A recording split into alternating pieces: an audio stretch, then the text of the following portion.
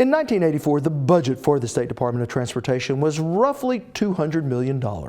20 years later, it was the same, and our roads had fallen into some serious disrepair. So in 2005, the Oklahoma legislature approved a bill to create an off-the-top fund that would send tax dollars to the Transportation Department without going through the regular appropriations process at the state capitol. And it is this off-the-top money that has lawmakers eyeing it as the state faces one of the most severe budget challenges in recent years. So we asked Bobby Stem, the executive director of the Oklahoma Association of General Contractors, to tell us the benefits of funding our roads and bridges with off-the-top dollars. So Bobby, just how important is the construction industry to our state's economy? It's huge. Not only does it very quickly put a tax dollar directly into the economy just by hiring contractors, but think about it, when you make a road bigger, wider, easier for folks, then things pop up around it, restaurants, shopping malls, etc. That's witnessed in what we've seen happen in South Edmond, North Oklahoma City, with the turnpike out there. It's booming, it gets bigger.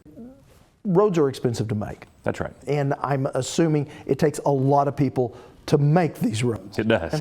So knowing that, as we go forward, especially with the Department of Transportation and the tighter budgets that we're seeing, what does that mean? Obviously, it becomes a little bit of a challenge because you're talking about hundreds of millions of dollars. But what I tell people is let's look at the overall picture. The overall picture is we're only spending about 4.7 to 4.8% of our entire state budget on roads and bridges, something that most Republicans have always said should be one of the 4 things state government does, but we're only spending 4.7, 4.8% of it. I think we could see some more progress, but in a tight budget year, we're just going to be happy to hold on what we have. Now, the funding for our roads and bridges, how does that work? 3 different ways. It happens through about $400 million that comes in from the federal gas tax, about $200 million that comes in from the state gas tax, and a special fund called the Roads Fund, which is a cumulative deposit made from the state's general revenue fund. This year's deposit was about $470 million. It will cap out at $575 million, those 3 accounts. So is the way that we fund our roads and bridges, is that different from other things in the state budget? It is, there's no doubt. You have some gas tax revenues that are directly generating about 50% of our actual construction budget. And then you have a special fund that comes out of basically the general fund or income taxes, whatever it might be.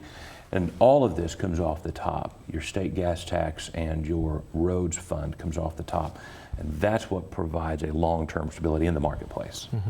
Let's talk about employment. What type of jobs are we talking about? Oh gosh, your basic labor, the person that comes in and says, I've never done this before, but I'd like to, you're talking $12, $13, $14 an hour, all the way up to somebody who's a specialized equipment operator, might make $70 or $80 an hour.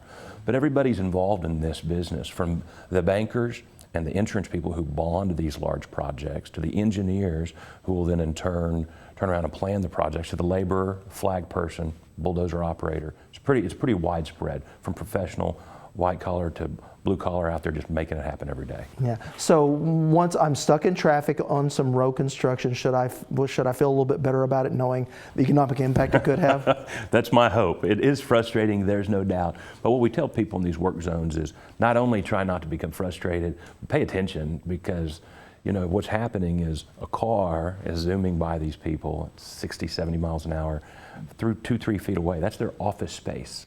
Right? And these are our fathers, brothers, uncles, aunts. Let's be careful when we're going through those work zones. It's a dangerous place. Bobby Stem with AOGC. Thank you so much. You're welcome. And that off-the-top increase in funding has led to some significant infrastructure improvements around the state. Over $2 billion have gone into state roads and bridges since the program was started, along with another $1 billion to county roads and bridges. An idea that worked so well, others have tried to copy it.